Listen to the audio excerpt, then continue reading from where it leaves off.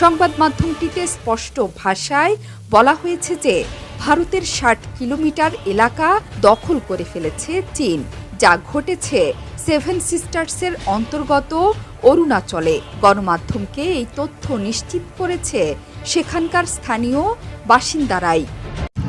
কি ইন্ডিয়া দাদা বাবুরা, কেমন লাগে এখন? বাংলাদেশের পিছনে কাঠি মারামারি করো, বাংলাদেশের ছোট্ট একটা দেশ বলে অবহেলা করো, আর সেই দেশের সাধারণ জনগণ ঠেকাতে গিয়ে তোমাদের ভারতের সেভেন সিস্টার শেষ। চীন অলরেডি ৬০ কিলোমিটার তো দখল করে নিয়েছে। এখন বোঝো, বাংলাদেশের সাথে প্রকৃত যুদ্ধ করতে গেলে তোমাদের ভারতবর্ষ আর ভারতবর্ষ থাকবে না, ভারতবর্ষ হয়ে যাবে চীন বর্ষ। বুঝতে পেরেছো? এখনও সোজা হও, ভালো হও। বাংলাদেশের পিছনে কাঠি মারামারি বন্ধ করো।